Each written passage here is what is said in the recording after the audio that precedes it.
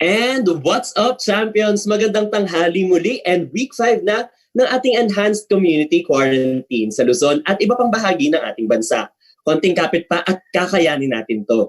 Welcome to Mental Health Talks, Protecting Our Mental Health versus COVID-19. Episode 4 na ito sa series na ginagawa ng #MentalHealthPH in partnership with the Medical City Department of Psychiatry. Mapapanood nyo ang ating previous episodes sa Facebook page at YouTube channel ng #MentalHealthPH. Last episode, pinag-usapan natin ang ensuring mental well-being during physical illness o kung paano natin mapapanatili ang mabuting pag-iisip kung ikaw ang nakakaranas ng sakit. Maganda yung ating naging talakayan nun at marami tayong natutunan tungkol sa mindfulness, pag-cope up sa stress at iba pa. Ngayon naman ang episode natin ay tungkol sa pagsuporta sa mga frontline healthcare workers, yung mga doktor, nurse, nursing aides, laboratory technicians, X-ray technicians at utility workers na humaharap mismo sa mga may sakit ng COVID-19. Muli ako po si Naiko Bautista ng #MentalHealthPH at ako ang inyong magiging host sa hapong ito. Susubukan nating sagutin ang inyong mga katanungan, kaya naman pakisulat ang mga ito sa comment section sa ilalim ng inyong mga screens. Kung nasa Twitter kayo, pakigamit ang hashtag na #MHTalks at may mga community moderators po tayo online na kumakalap sa inyong mga questions. At itatanong natin ito sa ating guest speaker mamaya. At ngayon, medyo naiibang ating program dahil dalawa ang ating guests. Ang una ay si Dr. Lourdes Jimenez na isang frontliner at ikukwento niya sa atin ang kanyang experience sa emergency room. Pagkatapos naman, may maiksing commercial break tayo para pumasok ang ating second guest. Ang ating second guest ay si Dr. Imelda Batar or isang psychiatrist mula sa the Medical City. Pag-uusapan naman natin kung paano natin masusuportahan ng ating frontliners tulad ni na Dr. Jimenez. So simulan natin sa ating unang guest. Siya ay nagtapos ng medicine sa Far Eastern University noong 2002, then nag-train sa emergency medicine sa PGH at sa Barcelona, Spain. Ngayon, siya ang head ng Department of Emergency Medicine sa The Medical City at nagtuturo rin siya sa Ateneo School of Medicine and Public Health pati na rin sa UPPGH. Champions, please welcome our first guest, Dr. Lourdes Jimenez. Hi, Dr. Everyone. Thank you, Naiko, for the kind introduction. Yes, ayan. So, Doc, una po sa lahat, gusto po namin magpasalamat sa serbisyo niyo bilang isang frontliner. We can really imagine kung paano niyo po na-handle na kayo ang nagmamando ng ating emergency room at kayo talaga yung humaharap sa lahat ng ating mga ng ating pinakakalaban ngayon. Season ito. So Doc, kamusta po ba kayo? Kamusta po kayo sa emergency room? Ano po ba yung nararanasan niyo doon ngayon? Okay. Just to give you a preview or background, since COVID started, I think parang nasa almost 2.5 months kami when we started handling COVID patients.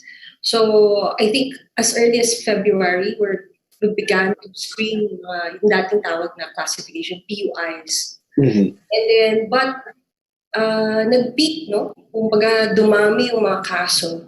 Naramdaman namin yung bigat actually end of February and starting March, no? When we were getting a lot of COVID-related cases. As of now kasi, we function pa rin as ER, so attending all emergencies regardless of the cases.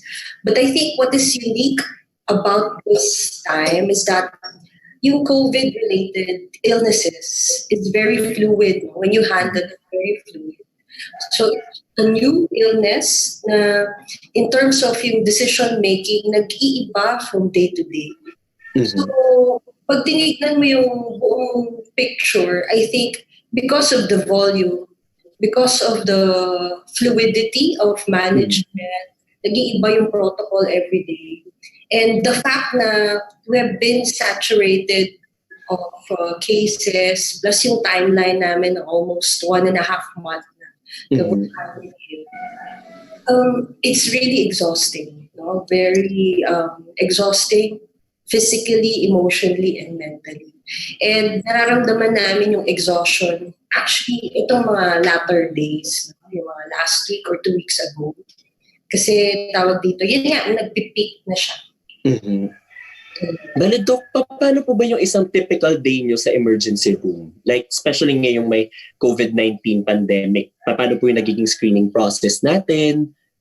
So, Para may preview lang po yung ating mga viewers kung bakit nga ba natin nasabi na parang this is more physically draining compared to our ordinary times. as mentioned a while ago, nag-evolve kasi yung illness. No? Before na nakita namin as frontlines kung paano nag-evolve yung illness. So, ibig sabihin, naalala ko na a few weeks ago, when there was parang yung reports of COVID, na matter pa yung travel illness, travel history. So, yes. like Macau, Taiwan, there's like to change siya no, almost 2 to 3 days. Up to the point na nagkaroon na ng local transmission. So, hindi na nag-matter yung travel history. So, for any cases that may mga respiratory symptoms like cough, colds, and imagine, no, itong mga symptoms na to are most likely 1/3 of our usual cases. And you have local transmission. So, in terms of the volume, you need to screen them, no, kung low risk ba siya, moderate risk, or high. So yung typical day is basically to screen patients, no, kung ano yung class in terms of yung severity ng case. What takes a toll dun sa situation was that yung evolution kasi ng illness medyo progressive. So, dumadami yung cases plus tendency nila to be critical, especially for vulnerable cases. Yung vulnerable, ibig sabihin yung mga elderly with the common pwede mga typical na to present minsan sa inyo as cough and colds. Tapos i-admit namin, waiting for room kasi ang daming nagpapa-admit, no? So may line up. So eventually, mag-deteriorate in front of you. So yun yung at the same time in the ER. And if you compare that with a typical ED day, yung wala pang COVID area, that's around 4 times our capacity. So, I mean, that gives you more or less an estimate on how, in terms of the drain or exhaustion of our healthcare providers. So, hindi lang yung sa staff, but also the resources. Kaya may clamor on the PPEs. No? So, that's usually the typical day. Well, there was a time that we realized na hindi na namin kaya. So, we decided to more or less medyo close muna namin yung ER. Kasi until such time na maakyat lahat ng patients. So yun yung medyo training for us. Ayun. Okay, Doc, kasi di ba na-mention nyo nga po na parang you had challenges with how you adapt to the progression of the disease. Tapos parang sa resources natin, bumababa din siya. And syempre, physically and mentally, it's very tiresome. Kasi sabi nyo nga, it's almost 4 times the load compared to an emergency day. Now, how do you cope up dun po sa mga challenges na yun? Ano po yung ginagawa nyo po as frontline workers? Okay. So, it's good that the institution has parang a good support system among CLP. So in terms of the logistics, yung logistics-wise, kasi babalitaan nyo, no, na minsan hindi na makauwi yung mga healthcare providers kasi sila mismo na-discriminate from their own condominiums, no, or kung saan sila nag-renta. So plus yung transportation because of the lockdown. So the institution provided accommodation and transportation for healthcare. So naka-house, most of our nurses are actually housed sa ER. So that's the logistic part, plus yung food and everything. So ito yung logistic part. So I think that's a good support system. Plus, I think yung may program ang Psyche in terms of yung tinatawag namin yung usap tayo. So parang may naka-deck na consultant for Frontliner. And then they'll just, usually, as Frontlines, kasi akala mo medyo bida ka or hero ka, no? Na parang at a certain point pala, no? 6-7 weeks na saturated ka dito sa system mo, ma-realize mo na tao ka rin pala. So, they usually mga assigned psychiatrists, they message us yung mga random thoughts na, kamusta ka na? And that helps with ER. and plus yung sa staff. No? And plus also, kami mismo, since araw-araw kami lang yung nagkikita, no? We more or less, sila din yung support namin. Kami dito. Mm-hmm. Ayan. Alam mo, Doc, hindi namin ma-imagine kung gaano kabigat yung nararamdaman po ng ating mga frontliners ngayon. Especially kasi kami yung mga naka-quarantine. Kami ay nasa loob lamang ng aming sari-sariling bahay at hindi namin ma-imagine kung ano pa kaya yung stress na nadadala nitong COVID-19 maliban sa stress na nararamdaman namin ngayon. Well, actually ngayon, Doc, marami tayong mga messages from our viewers and marami silang mga support or para messages of support and ipapadala po namin itong lahat sa inyo. We'll compile all of these para maipakita rin dun sa sa team natin sa emergency room. Para kahit paano makatulong din kami kahit na konting encouragement rin na. Ayan. We have to acknowledge also the community support because it's really overwhelming. Apo. So I think that gives us a boost in terms of our day-to-day encounter here in the ER. Ayan. Sige, Doc, don't worry. Ito, magdadagdag kami ng community boost para po sa inyo. And Doc, meron po ba kayong mga final words para po sa ating mga viewers? Any reminders or any shout-outs po? Okay. As mentioned a while ago that we're still functioning as an emergency department. So, kailangan punta sa ER. And these, of course, yung mga reserved ito sa mga most likely moderate to severe cases. However, kung medyo we also acknowledge that, in terms of bakit nasa lockdown tayo? Because we all have our contribution in flattening the curve. Yes. So, please stay at home if you have to. So, kailangan nasa bahay lang tayo. And I think the direction now or the biggest challenge now is first, of course, we're still looking for best diagnostic and treatment for this illness because this is new virus or new illness, which means that wala pang exact formula on how can we manage the illness. It's of course yung logistics part natin. So we have to be conscious on when to really when to really use our PPEs, yung science behind of wearing your PPEs. Reserve it to the healthcare providers. And of course, stay at home.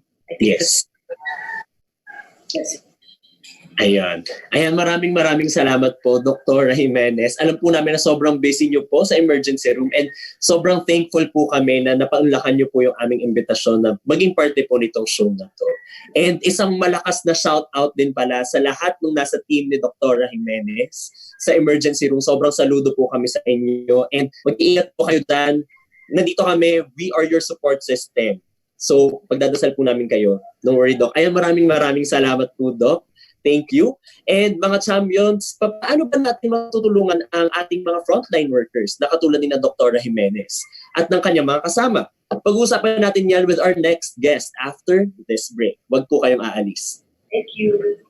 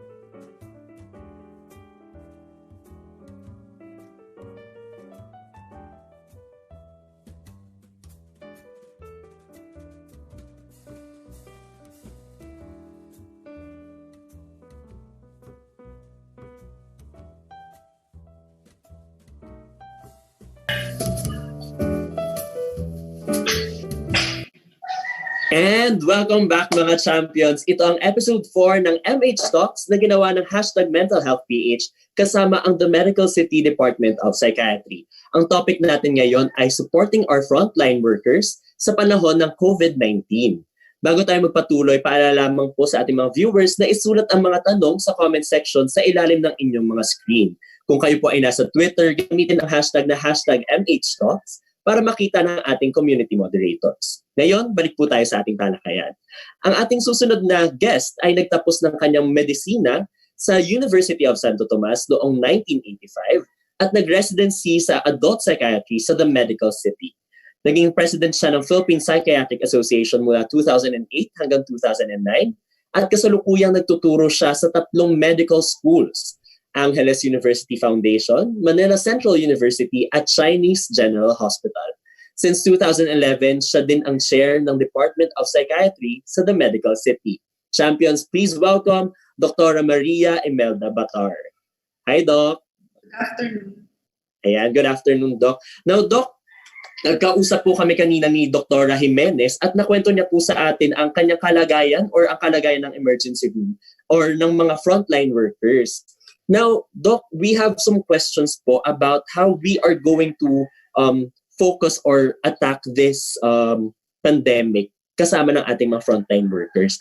Now, Doc, ano po yung po pwedeng gawin ng ating mga healthcare workers or ng mga frontliners natin to deal with these feelings of exhaustion mentally and physically? At parang what I'm getting from them is sobrang pagod lang talaga at yung emotional heaviness ng kada duty nila, parang nababurn out na rin sila. Kasi just like what Dr. Jimenez told us, parang times 4 po siya ng burden from an ordinary emergency department day. So, paano po ba, Doc?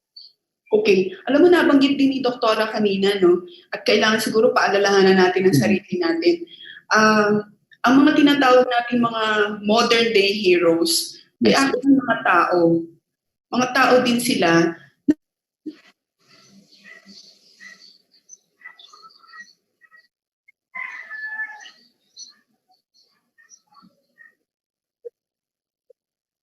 Na doon sa kauna-unahang lecture, di ba?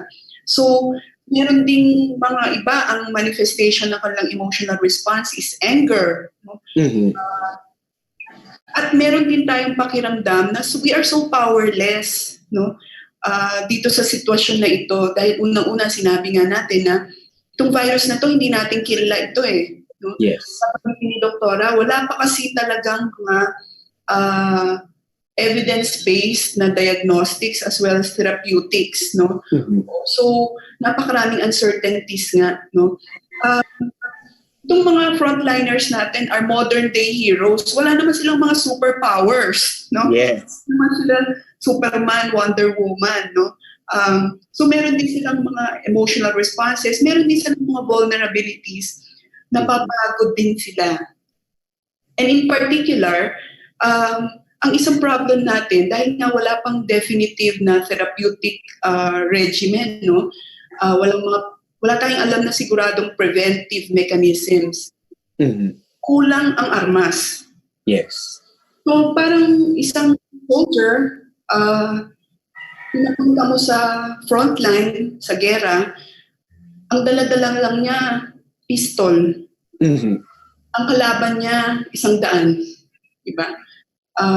So kulang talaga yung armas. So na-encourage nun yung fear natin.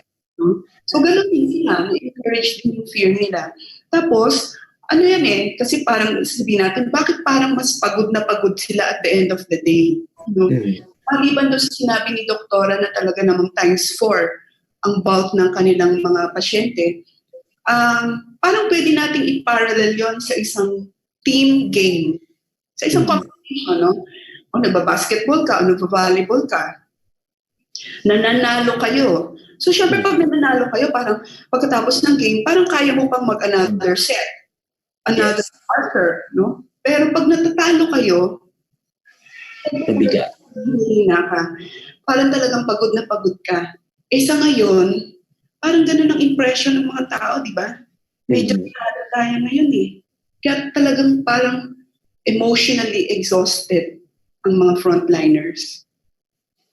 Now, Doc, ano yung pwede nilang gawin po doon? Kasi parang aside from the fact that they already acknowledge the idea na, okay, we are feeling this fear, we are feeling this emotional heaviness. Now, how do they condition themselves na paano pa sila magko-continue doon sa ginagawa nila? First of all, syempre sabi ko nga medyo dehado tayo, no? Mm-hmm. Pero importante din na we look at things realistically. Yes. Hindi naman lahat ng tumatay. 80% ng COVID positive ay actually nagre-recover. So if we constantly look at the 20% na nagiging critically ill, or even those who eventually die, talagang malulugmok tayo. But if we look at 80% of people who recover, we look at things more realistically. And ang importante din kasi, sabi ko kanina, no, they are modern day heroes, not because they have superpowers, but because physicians and people in healthcare usually are armed with inequalities, no? First quality, of course, yung bravery, no? Yes. Second quality, yung idealism nila, no? So they will really go at full length, no, to give the best quality healthcare, no. Yung imperturbability, that's one of my favorite terms, no, to describe. Ano ba yun? Ibig sabihin nun yung calmness mo in the midst of panic, diba? In the midst of a crisis situation, you remain calm and you're still able to think through the problem. Okay. And then yung pagiging altruistic, no? Sabihin nun, you are other-centered, no? Yun nga lang, minsan, masyado tayo other-centered, nakakalimutan natin ang sarili natin. So in terms of coping with a crisis like this, or in other crises for that matter, yung self-care is very important, no? So ano yung mga self-care tips na yun, di ba? Simple lang, di ba? Adequate sleep, is food, actually being able to talk about your problems with somebody is a very good self-care mode, no? So na-mention last time ni Dr. Cleto, yung mindfulness, stress reduction, no? That's actually very effective, no? In terms of being able to control how you react to a crisis which you could not otherwise control. Diba?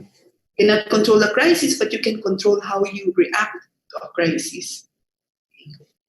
Ayun. So, gusto ko lang po i-highlight yung sinabi niyong word kanina that was really enlightening for me. That is imperturbability, or the ability for you not to be agitated agad or parang to grace under pressure. Now, I believe, Doc, na parang malilink natin to with our other episodes nga na parang more of mindfulness will really highlight your ability to be calm in these situations, for you to focus at the present and not really entertain the fear right after. Ayan. Doc, ngayon ito po yung isang dilemma din po ng ating healthcare workers or ng ating mga frontliners. Paano naman po yung mental at emotional burden kapag kailangan nilang gumawa ng difficult na decisions? Kasi halimbawa, kung kulang po talaga sa gamit, sino po yung dapat nilang unahin?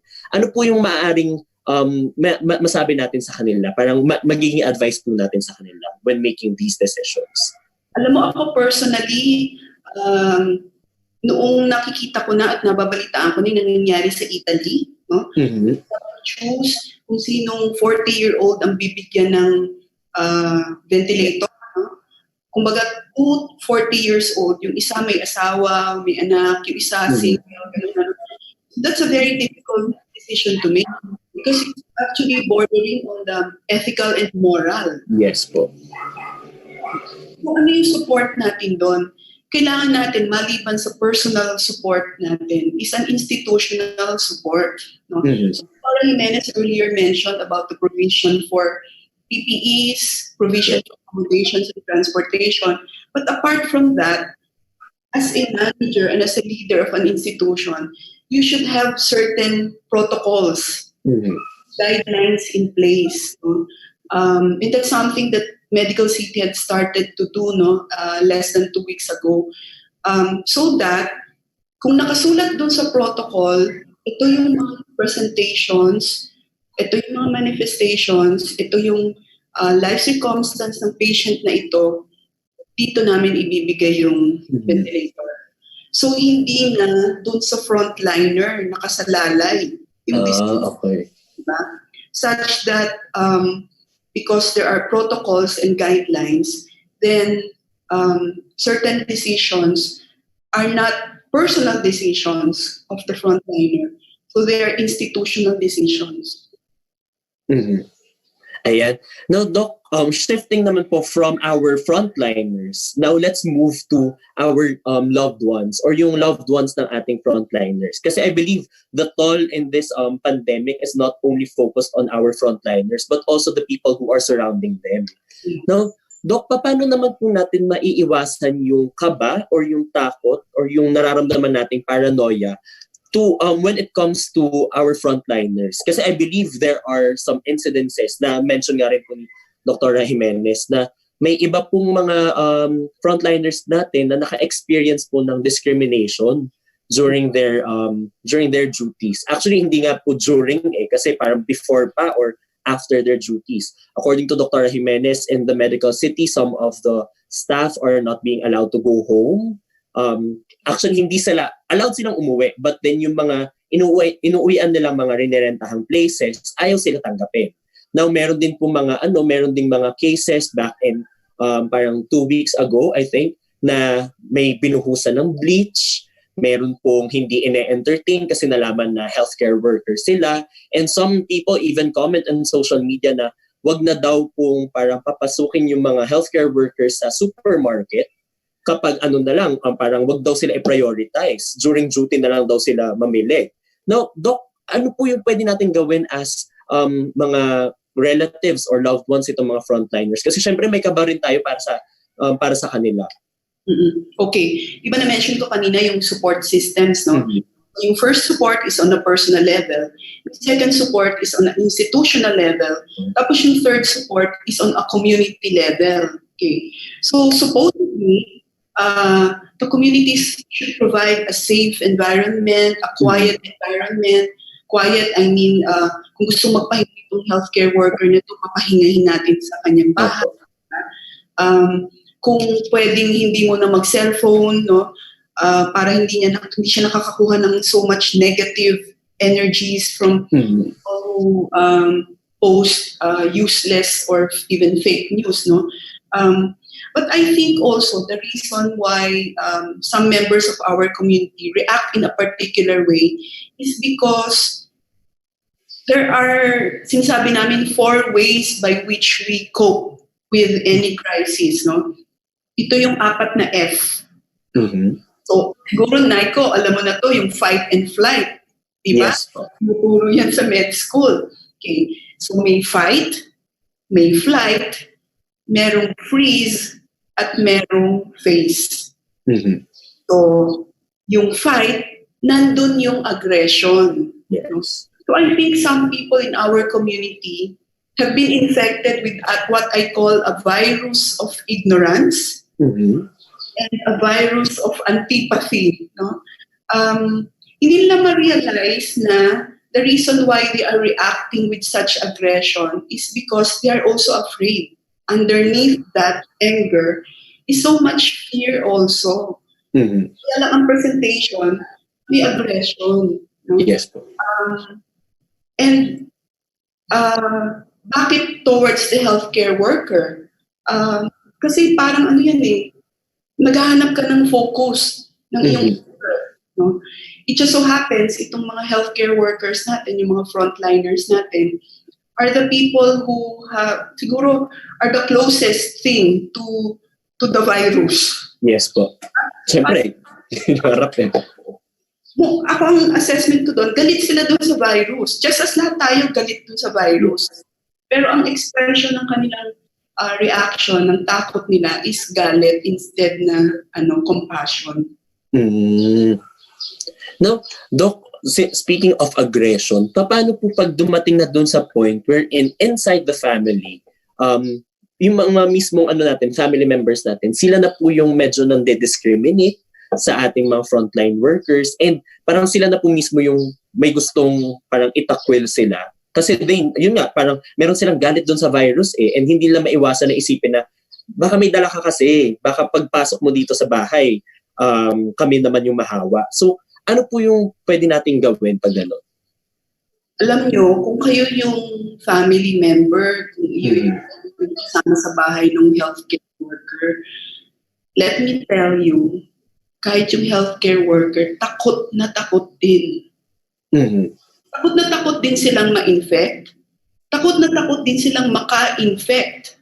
No? Kaya nga isa dun sa mga institutional supports na dapat ginawa ng mga hospitals, no? Whether private or public, tinuruan itong mga healthcare workers kung paano magsuot at kung paano magtanggal ng mga personal equipments. At siniseryoso talaga ng mga HCWs yun. Yes. Kasi nalalay doon, hindi lang yung kalusugan nila, pero pati kalusugan ng mga kasama nila. At pati lahat ng nakakasalimuha nila. Yes, no? So iniisip po namin yun. Huwag niyo pong isipin na hindi namin naiisip yon, dahil naiisip talaga yon ng mga healthcare workers. So the most that we can tell them is just to remind them, no? Huwag kang susugod pag wala kang PPE. Yes. Take care of your health, no? Ano. So instead na being angry, no? Let us tell them that we are actually concerned about their welfare. We're actually concerned about our welfare also. Okay. So parang it's more of conditioning na it's not towards the anger towards that particular frontliner or dun sa coronavirus itself. But then, kailangan mo ipakita yung concern mo na kasi maaaring ganito yung maging epekto niya. It's more of being calm and facing this pandemic. Now, Doc, Rico, mabangin ko lang, kasi sinabi ko nga, itong mga different levels of support, di ba? Kasi we are all part of one team. Yes. So as community members, as family members of a frontliner, pati yung mga police, yung mga barangay tanod, barangay officials, ang DOH, ang Bureau of Customs, ang FDA, all of us are part of one big team, no? Yes po. This is the biggest team that has ever been created, no? Because it's the entire world, no? That's part of this big team, no? So let us do our part. Sabi nga ni Dr. Jimenez, no? Let us do our part, no? Each one has a role in that team. No? Yes po. Ayun, kasi di ba yung iba rin po parang they experience this certain kind of parang inadequacy because they only stay inside their homes. But then hindi po natin na highlight. We are also doing our part by just staying at our homes, washing our hands. Kahit na small lang po yan, isang malaking tulong na rin po ito sa pagsugpo natin sa COVID-19. Hindi lamang po basta-basta frontliners lamang yung lumalaban para dito. Tayong lahat po may naitutulong din dito. Yes. Ayan, Doc, ito naman po. Which is why I remember, kasi early on in the fight against COVID, parati nating hinighlight ng ating mga HCWs, ang ating frontliners. Yes po. Middle of the game, somebody tried to reverse that, to change that into a statement which read like, our HCWs are our second line of defense. Our community is our first line. Diba? I think for everybody's sake, I think we should start mouthing that, no? Na tayo, kahit nasa bahay ka, tayo ang first line of defense, yung nasa bahay. Lahat ng mga nagtatrabaho sa community, nagpapapila sa labas ng grocery o sa labas ng drugstore. That's true. Nag-make sure na yung mga walang barangay pass ay hindi lalabas, na yung ating mga matatanda at yung mga vulnerable population ay nasa kanilang mga bahay at safe. Yun ang first line. That's true. No? ang mga doktor, ang mga nurse, ang second line of defense. Kumbaga sa prevention perspective or sa preventive medicine, nandun tayo sa part na tayo nagpe-prevent na magkaroon pa ng further infection. Ang ating healthcare workers, sila yung nagfo-focus dun sa pagsugpo mismo kapag naapektuhan ka na. No, that's true, Doc, kasi isang malaking dapat nating ipaalala sa lahat ng ating viewers, the idea of physical distancing or at least getting the information or sharing the information, the correct information. Guys, fact check. You always have, you can share the correct information to all the people around you. Especially kunwari, doon tayo sa grocery and makita mo na baliktad yung pagkakasuot ng mask. Then, I believe that is, it is polite naman na pwede mong sabihin na parang, ma'am, I think yung mask po natin para mas maging effective, dapat baliktad po yung pagkakasuot natin. Something like that. It is really a big help already to all the people around you. No? Now, Doc, ito po, speaking of being a team, now, ito po yung team ng mismo mga frontliners natin sa loob ng ospital. Paano yung support po ng ating mga frontliners sa kanilang co-frontliners? Paano po nila maaalalayan yung mga co-frontliners po nila? Okay, nabanggit nga din Dr. Des kanina, no? And I'm sure it's happening everywhere else, no? Na sila mismo ang sa bawat isa, di ba? Pakausap, no? At saka pag sinabi nila na naiintindihan ko yung what you're going through, talagang naiintindihan nila, di ba? Kasi pareho kayo eh. Tapos, merong isang proseso, no? Psychosocial processing yung tawag namin doon. It's a form of group therapy that we usually utilize to help people identify what are their immediate needs. And sila mismo ang nag-iisip kung paano solusyonan yung mga needs na yon. So, the psychiatrist or mental health worker, there is a mere facilitator of the process. So, during that group therapy, sila ang nagtutulungan sa bawat isa.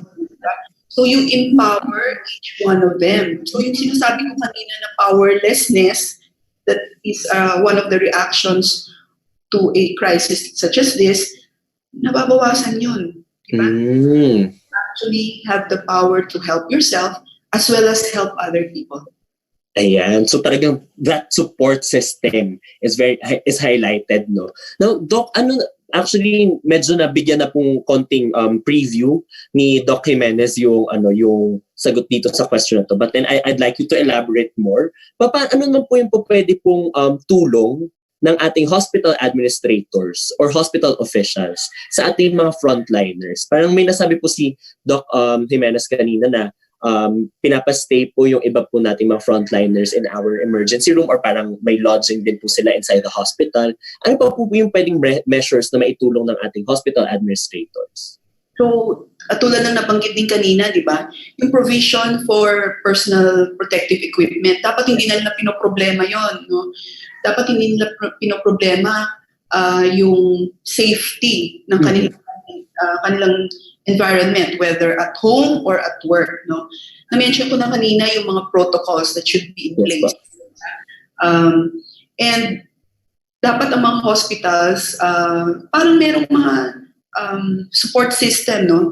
Kasi merong mga na-employ ngayon ng mga nurses, halimbawa, na batang-bata, kag-graduate ng, na-employ sila sa mga critical areas.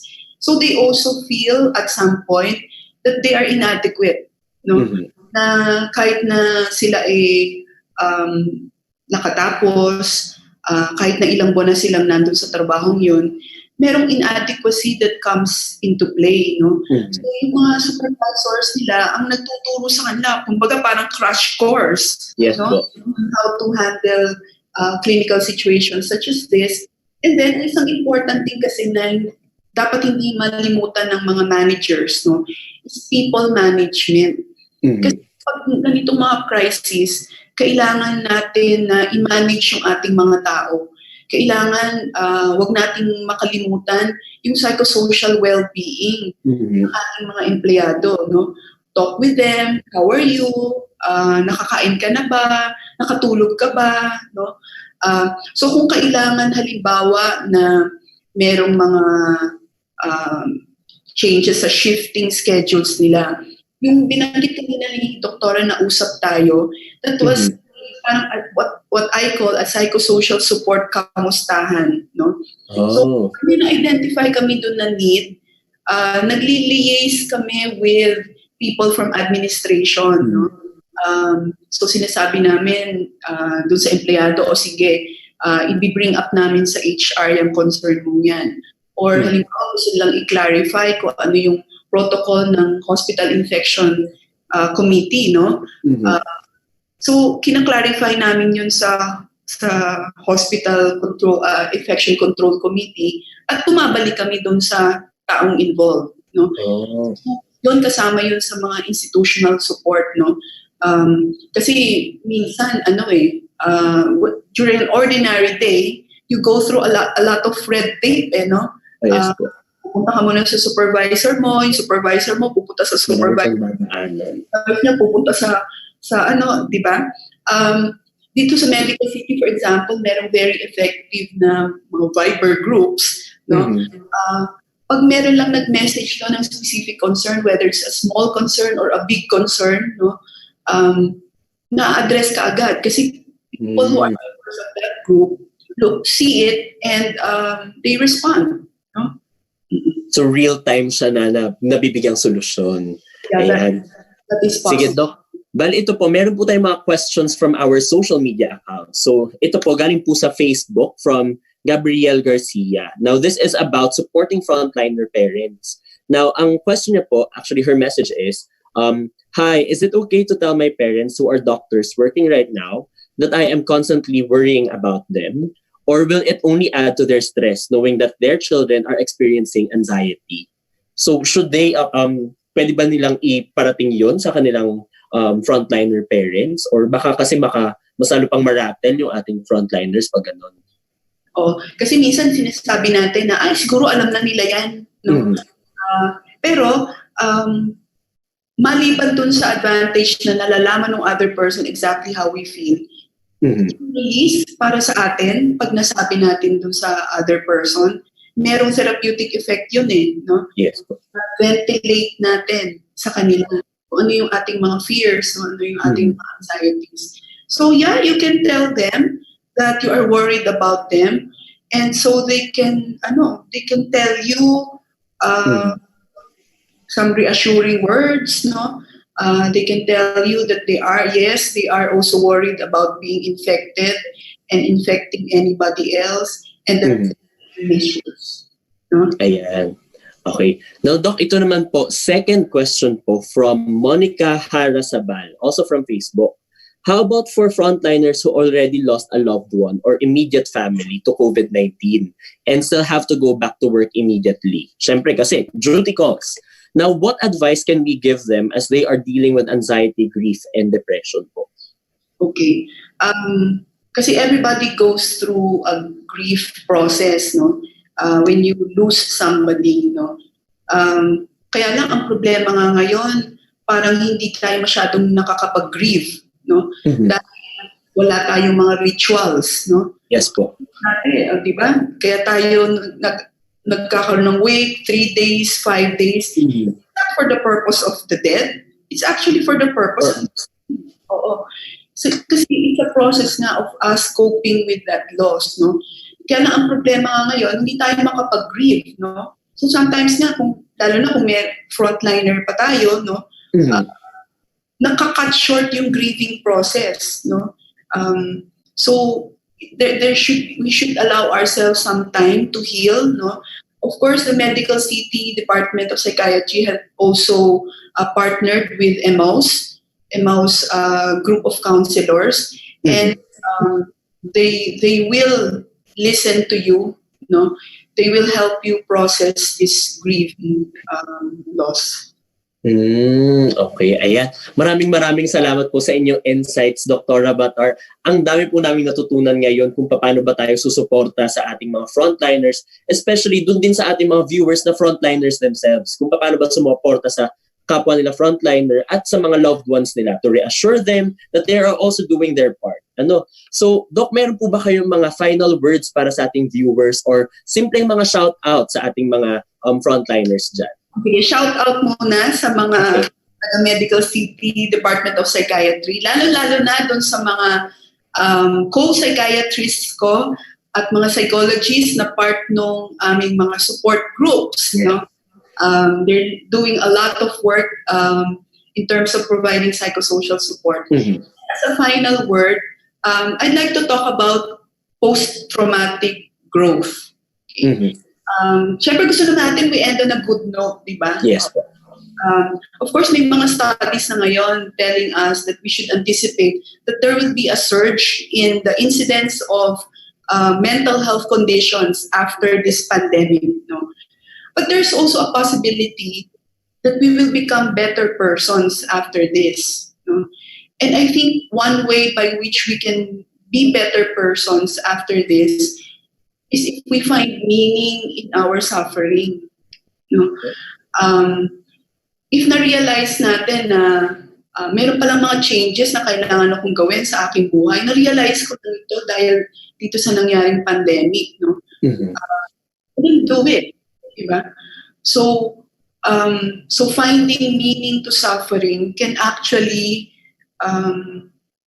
start off a chain of improvements in our life, in our personhood. Ayan.